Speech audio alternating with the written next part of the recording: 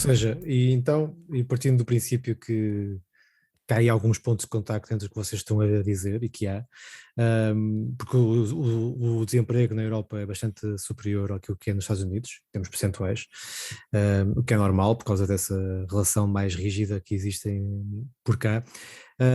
Também poderá haver alguma justificação para aquilo que se está a passar no mercado cambial, ou seja, com a paridade que estamos a atingir, ou seja, parece-me que o mercado, e corrijam-me se estiver enganado, parece-me que o mercado está mesmo a descontar isso, ou seja, que a inflação na Europa será mais persistente e mais permanente do que nos Estados Unidos, e a tal inação, que eu penso que foi o Zé Carlos que referiu, a tal inação dos bancos centrais, que só está a acontecer do lado dos Estados Unidos, porque na Europa o BCE basicamente só falou, não agiu, e só falou, se calhar...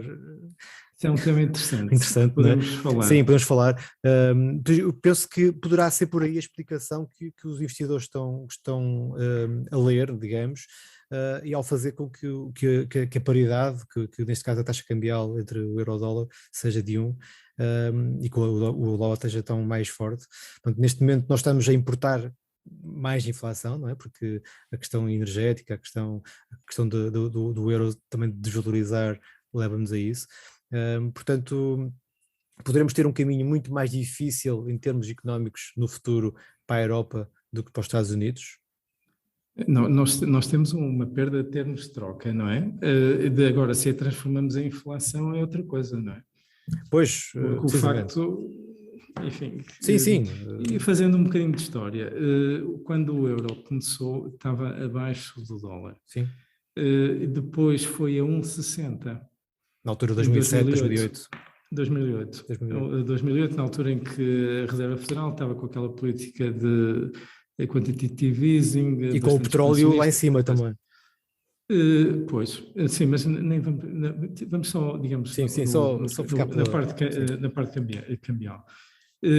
O petróleo estava lá em cima, mas o euro também estava lá em cima, portanto a gente não sentia... Eu sei, eu referi o petróleo por causa disso. O petróleo está mais abaixo, mas como o euro também está muito mais abaixo. Muito mais.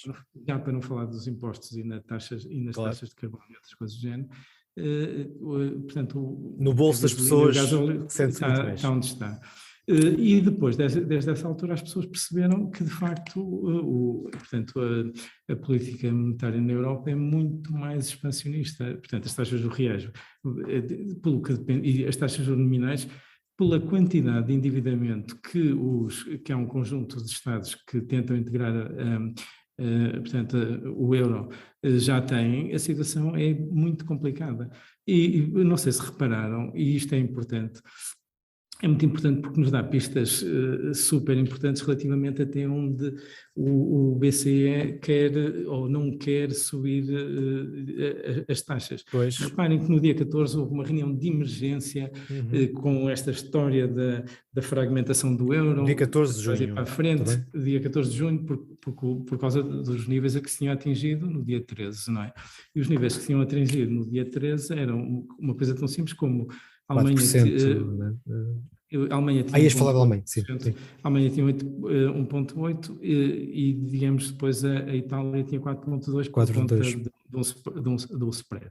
E, mais uma vez, vamos aqui àquela velha questão da sustentabilidade da dívida pública, em que se tenta relacionar a taxa de juro nominal com o crescimento nominal do PIB e depois, se as coisas não compuserem, vamos aqui buscar a questão do superávit primário, não é? E há a questão que o estudo do CFA aborda, não é? Exatamente, a política. Enfim, mas eu estou aqui a pensar em termos de sustentabilidade da dívida daquilo que na realidade são obrigações municipais, porque nenhum dos Estados europeus tem o controle da impressora. Isto é uma informação bastante discutível, uma vez que os Estados do Sul tomaram conta do Banco Central e é por isso que estamos onde estamos e é por isso que o euro está, digamos, na paridade. Mas isto para dizer o quê? Portanto, o relacionar a taxa de juros nominal com o PIB nominal é para um peso da dívida relativamente ao PIB nominal de 100%. Mas no caso da Itália estamos a falar de 150%.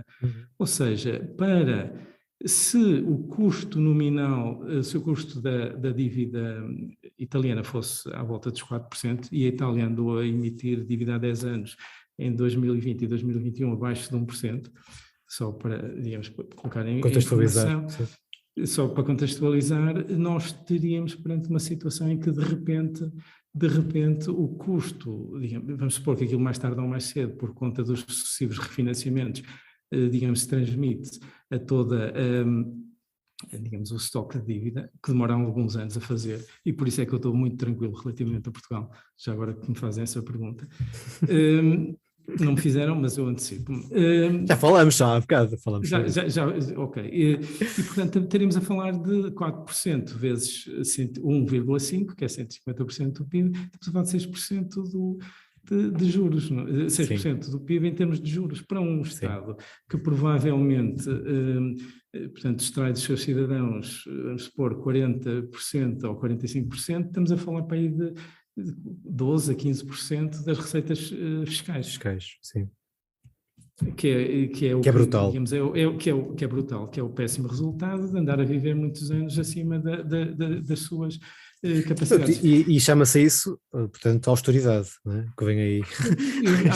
Há um quadro muito interessante no European Fiscal, do European Fiscal Board, que faz um relatório anual e que é uma espécie do Fiscal Monitor aqui da Europa, e que mostra que a Itália, portanto, que foi aumentando a sua dívida de 100% do PIB para 150%, o custo da dívida até desceu de 5% do PIB para valores em 2019 de 3,4%, portanto, custos, os juros em percentagem do PIB. E, digamos, em 2020, 3,5%, e 2021, 3,3%. O relatório digamos, tem dados de 2020 a 2021. E, portanto, isto dá-nos uma boa ideia do que está em causa aqui. Não é o diferencial de taxas de juros, mas é o nível das taxas de juros que o Banco Central Europeu não quer que as taxas de juros do mercado cheguem para não colocar em causa a solvência de países insuspeitos, entre os quais a própria França. Sim. Isto para dizer o quê? Que a França, em 2000, para verem de onde é que isto vem, em 2007, a França e a Alemanha tinham ambos, portanto, uma dívida pública em percentagem de PIB de 64%, uma 64%, outra 64,5%.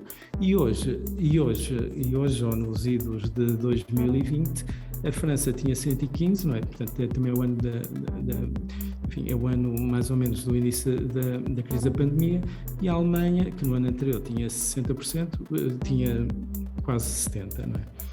E, portanto, a verdadeira questão, como eu já disse, enfim, no nosso anterior podcast, é, digamos, o risco da desintegração da zona euro entre dois grandes blocos, um dos quais capitaneado pela França.